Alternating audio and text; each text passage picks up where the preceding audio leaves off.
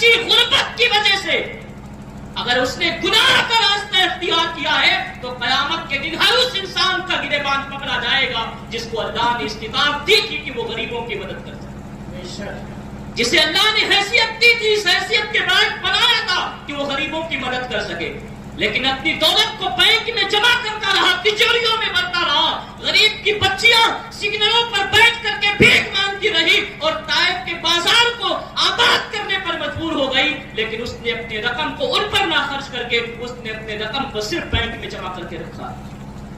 آج ہم نے ہر جگہ پیسہ لٹایا ہے، کیا غریب کی بچیوں پر بھی ہم نے کبھی پیسہ خرچ کیا ہے؟ آج ہمارے معاشرے میں عریانیت، بے حیائی یہ سب سے زیادہ پائی جاتی ہے۔ اس بے حیائی کو کنٹرول کرنے والا کوئی نہیں۔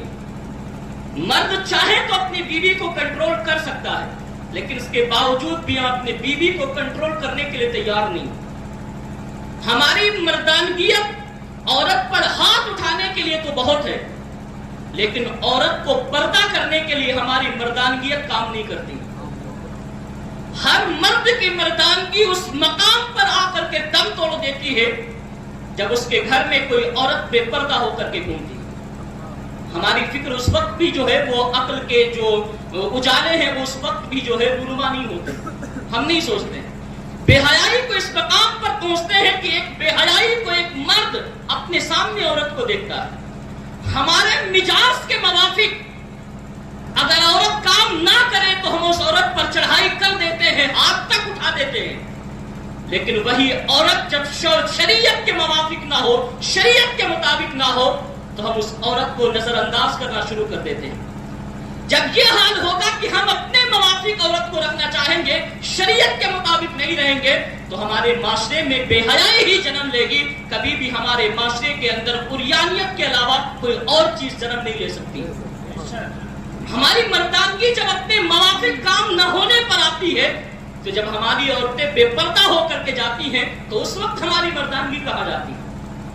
اللہ تبارک و تعالیٰ نے تو الرجال قوامون علی النساء، اللہ تبارک و تعالیٰ نے مردوں کو تو حاکم بنایا ہے اپنی عورتوں پر۔ حاکم کس لیے بنایا ہے؟ اسے مارنے کے لیے نہیں بنایا ہے۔ حاکم اس لیے بنایا ہے کہ وہ اپنی عورت کو شریعت کے مطابق اپنے گھر کے اندر رکھ سکے۔ بے حیائی کے ماحول کو اگر ہم یوں ہی عروج دیتے رہے تو ایک دور آئے گا کہ بے حیائی اتنی بڑھ جائے گی، انسان کوشش کر کے روکنا بھی چاہے گا تو نہیں روک سکتا۔ آج ہمارے پاس وقت ہے کہ ہم اس بے حیائی کو روک لیں، لیکن نہیں روکنا چاہتے۔ مزاروں پر عورتیں کتنی بھی جائیں ہم روکنے کو تیار نہیں ہیں۔ مارکیٹ کے اندر عورتیں کتنی بھی جائیں ہم روکنے کو تیار نہیں ہیں۔ کھیلنے کے لیے، گھومنے کے لیے عورتیں کتنی بھی جائیں ہم روکنے کو تیار نہیں ہیں۔ یار مرد کس بات کا ہے؟ حدیث پاک میں تو اللہ کے رسول صلی اللہ علیہ وسلم نے ارشاد یہاں تک فرمایا ہے کہ جو مرد اپنی عورت کو بے حیائی سے نہ روکے، ایسا انسان دیوس ہے، ایسے انسان کی نہ نمازیں قبول ہوتی ہیں نہ دعائیں قبول ہوتی ہیں۔ جب ہم اپنی عورت کو بے حیائی سے نہ روکیں، نہ نمازیں قبول ہیں نہ دعائیں قبول ہیں، پھر ہم سجدے میں سر رکھ کر کے مر بھی جائیں تب بھی دعائیں قبول نہیں ہو سکتی۔ اللہ نے ہمیں حکم بنایا ہے تو ہم اپنی عورتوں کو پردے میں رکھیں۔ آج ہمارے معاشرے کے اندر نوجوانوں کا حال بھی بڑا عجیب ہے۔ ہمارے معاشرے میں نوجوانوں کی سوچ بھی بڑی الگ ہے۔ ہمارے معاشرے میں جوانوں کی سوچ بھی الگ ہے۔ الگ وہ یہ ہے کہ آج ہر نوجوان اپنی بہن کو پردے میں دیکھنا چاہتا ہے اور دوسروں کی بہن کو بے پردگی کے ساتھ دیکھنا چاہتا ہے۔ یہ ہمارے معاشرے کی تلخ حقیقت ہے۔ ہر نوجوان اپنی گھر کی بہنوں کو پردے میں دیکھنا چاہتا ہے، پردے میں رکھنا چاہتا ہے، اور دوسرے کی بہنوں کو وہ بے حیائی کے ساتھ دیکھنا چاہتا ہے۔ جب یہ سوچ ہمارے معاشرے کے اندر پیدا ہو جائے نا تو ہمارے معاشرے میں صرف بے حیائی ہی جنم لے سکتی ہے۔ اور یاد رکھنا، یہ بات اپنے دل کے باغیچے کے اندر اتار لینا، اور یہ بات میری آپ کے دل میں اتر گئی تو آج میری تقریر مکمل ہو گئی۔ اپنی بہن کو پردے میں رکھ کر کے دوسروں کی بہنوں کو بے پردگی کے ساتھ جو دیکھنے کی خواہش ہے، یاد رکھنا جو انسان دوسروں کی بہنوں کو بے پردگی کے ساتھ دیکھنا چاہتا ہے اس کی بہن خود کبھی پردے کے اندر نہیں رہ سکتی۔ اس لیے کہ کسی مولانا، کسی مولوی کا قول نہیں ہے، یہ مکین گنبد خضرا کا قول ہے۔ اللہ کے رسول صلی اللہ علیہ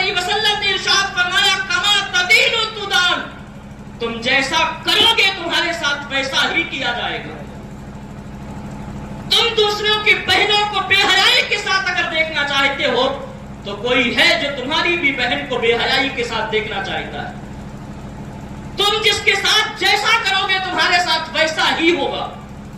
اگر تم دوسروں کی بہنوں کی پردے کا خیال رکھو گے تو اللہ اپنے کرم سے تمہارے بہنوں کی عزت اور آبرو کی حفاظت فرمائے گا. حضرت علامہ عبد المصطفیٰ اعظمی فرماتے ہیں کہ ایک شخص تھا جس کے گھر میں 4 بیٹیاں تھیں. اللہ نے اسے بیٹے کوئی عطا نہیں کیے تھے، 4 بیٹیاں عطا کی تھی. ضعیفی کی عمر میں پہنچا تو غریبی نے اسے جھنجھوڑ کر کے رکھ دیا. صبح سے لے کر کے شام تک رکشہ چلاتا تھا اور رکشہ چلانے سے جو رقم حاصل ہوتی تھی اسی رقم سے اپنے گھر کا خرچ چلاتا تھا. 4 بیٹی ہیں، چاروں جوان ہیں، شادیاں کرنے کی عمر قریب ہے. دولت اتنی نہیں ہے کہ بچیوں کی شادی کر دی جائے، اس لیے کہ ایک رکشہ چلانے والا انسان اتنی رقم تو جمع نہیں کر سکتا ہے کہ وہ انسان جو ہے وہ ایک بیٹی کی شادی جو ہے وہ کر سکے.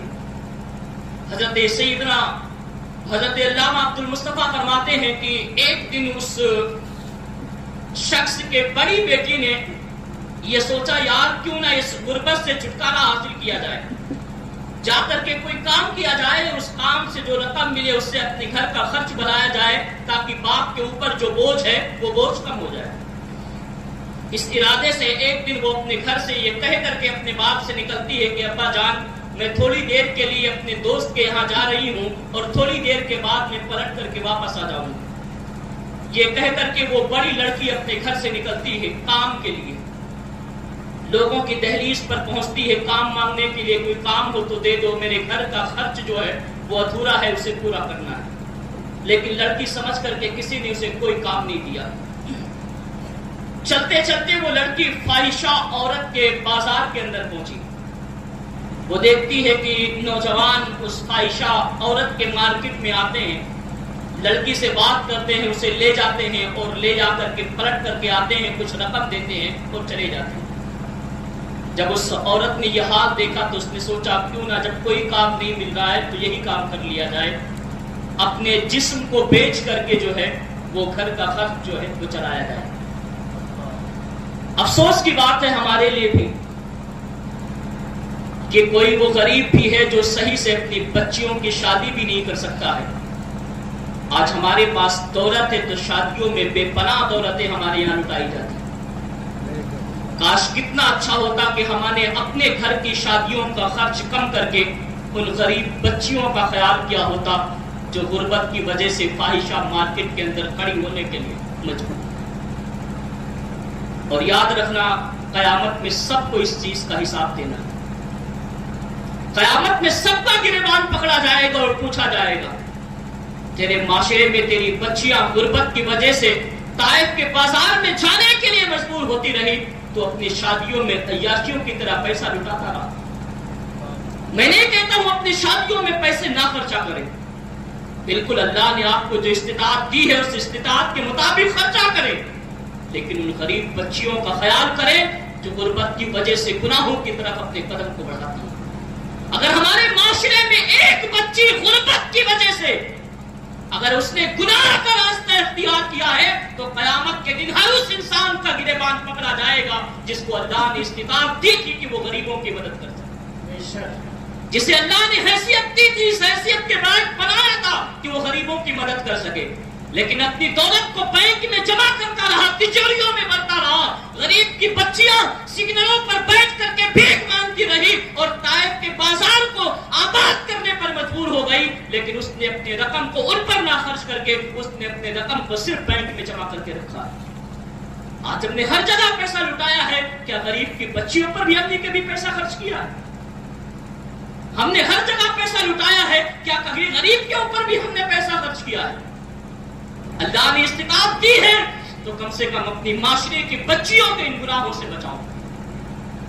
عبد المصطفیٰ اعظمی فرماتے ہیں کہ وہ لڑکی نے سوچا کہ جب کوئی کام نہیں مل رہا ہے تو چل کر کے اپنے جسم کو فروش کرتے ہیں، جسم کو بیچتے ہیں اور جا کر کے اس سے جو رقم ملے اسی سے اپنے گھر کا خرچ جو ہے وہ چلایا جائے. جن صفوں کے اندر فاحشہ عورتیں اپنے جسم کو بیچنے کے لیے کھڑی تھی وہ لڑکی بھی جاتی ہے اسی لائن کے اندر کھڑی ہو جاتی ہے. شام سے لے کر دیر رات تک اس سب کے اندر کھڑی رہی. دیر رات کو جب کافی دیر ہو گئی تو باپ گھر کے اندر پریشان ہو گیا. میری بچی صبح گئی تھی, ابھی پلٹ کر کے واپس نہیں آئی. جتنی سہیلیاں سے سب سے پوچھا لیکن کسی نے کہا یہی نہیں آئی. اب اس باپ کے دل پر کیا گزر رہی ہوگی جس کی جوان لڑکی دیر رات تک گھر سے باہر.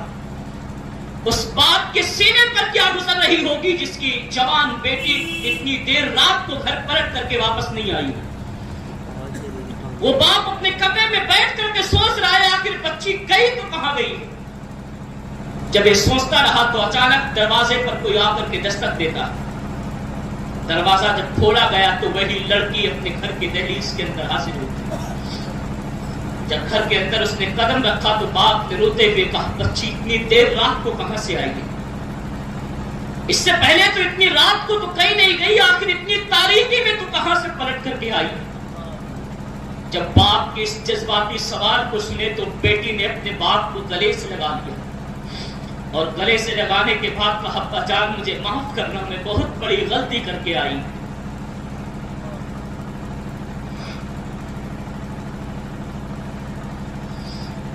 بیٹی نے اپنے باپ کو گلے سے لگاتے ہوئے کہا ابا جان مجھے معاف کرنا, میں نے غلطی جان بوجھ کر نہیں کی بلکہ انجانے میں. باپ نے کہا بیٹی آخر ماجرا کیا ہے, آخر بات کیا ہے, کس وجہ سے تو رو رہی ہے؟ بیٹی نے سارا ماجرا بیان کیا. ابا جان غربت کی وجہ سے ہم بہت پریشان تھے, غربت کی وجہ سے گھر کا گزارا نہیں ہو رہا تھا تو میں کام کے لیے گھر سے باہر نکلی تھی, لیکن کسی بھی گھر پہ مجھے کام نہ ملا تو میں طائف کے جو فاحشہ عورتیں اپنا جسم کا کاروبار کرتی تھی میں اس بازار میں پہنچی. میں نے دیکھا کہ وہاں نوجوانوں کی ایک لمبی بھیڑ لگی ہے جو جسم کے بھوکے ہیں. میں نے کہا کیوں نہ اپنی غربت کو دور کرنے کے لیے جسم کو بیچ کر کے اپنی گھر کی غریبی کو دور کیا جائے. کہتی ہے میں جا کر کے ان فاحشہ عورت کے قطار کے اندر کھڑی ہو گئی. لیکن میرے ابا جان میں سچ بتاتی ہوں کہ جب میں اس مارکیٹ میں ان طائف کے ان عورتوں کے فاحشہ عورت کی قطار میں کھڑی تھی ابا جان, اس مارکیٹ کے اندر مجھ سے حسین و جمیل کوئی اور لڑکی نہیں تھی. جس قطار کے اندر میں کھڑی تھی اس قطار کے اندر مجھ سے حسین کوئی اور لڑکی مجھے نظر نہیں آ رہی تھی. لیکن ابا جان میں شام سے لے کر دیر رات تک اس قطار میں کھڑی رہی, لیکن جو بھی نوجوان میرے سامنے آتا تھا آنے کے بعد میرے آگے اپنے سر کو جھکاتا تھا اور چلا جاتا تھا. کسی نے میرے جسم کا سوال نہیں کیا. جو بھی نوجوان آتا آ کر کے میرا چہرہ دیکھتا اپنی نظروں کو جھکاتا اور جھکا کر کے آگے چلے جاتا. ابا جان اس قطار میں مجھ سے زیادہ خوبصورت کوئی اور لڑکی نہیں تھی. اس کے باوجود حال یہ تھا جو لڑکی آتی تھی, جو نوجوان آتا تھا میرے سامنے اپنے نگاہ جھکاتا تھا آگے نکل جاتا تھا. میں حیران تھی کہ اس قطار میں مجھ سے خوبصورت لڑکی تو کوئی نہیں ہے, آخر نوجوانوں کو ہوا کیا ہے جو مجھ سے کم خوبصورت ہے ان لڑکیوں کے پاس جا رہے ہیں. اور دیر رات تک میں کھڑی رہی لیکن کوئی نوجوان میرے پاس نہیں آیا کہ جو میرے جسم کا جو ہے سودا کر سکے. جب دیر رات تک کوئی نوجوان نہیں آیا تو میں اس مارکیٹ سے پلٹ کر کے واپس آ گئی. جب اس لڑکی نے واقعہ بتایا تو باپ کی ساروں قطار رونے لگا, رو کر کے اپنی بچی کو سینے سے لگاتا ہے اور کہتا ہے میری بچی تو ایک رات کیا, اگر پوری زندگی اس دہلیز پر کھڑی رہتی نا تب بھی تیرے جسم کا سوداگر کوئی بھی نہیں آتا, تیرے جسم کو خریدنے کے لیے کوئی نہیں آتا, تیرے جسم پر گندی نظر کوئی نہیں ڈالتا. اگر پوری زندگی تو اس بازار میں کھڑی رہتی, اگرچہ وہ جسم فروشی کا بازار تھا, جسم خریدنے والا بازار تھا, لیکن اے میری بچی اگر پوری زندگی تو اس مارکیٹ کے اندر کھڑی رہتی تب بھی تجھے کوئی خریدار نہیں ملتا, کوئی تجھے خریدتا نہیں. بچی نے کہا ابا جان آخر مجھے کوئی خریدتا کیوں نہیں؟ تو باپ نے جواب دیا ہے بچی اس لیے نہیں خریدتا کیونکہ میں نے پوری زندگی کبھی کسی بچی کے اوپر گندی نظر نہیں ڈالی ہے. تو مجھے اپنے رب کی ذات سے امید ہے جب میں نے کسی کی بچی پر غلط نظر نہیں ڈالی ہے تو میری بچی پر کوئی غلط نظر نہیں ڈال سکتا ہے.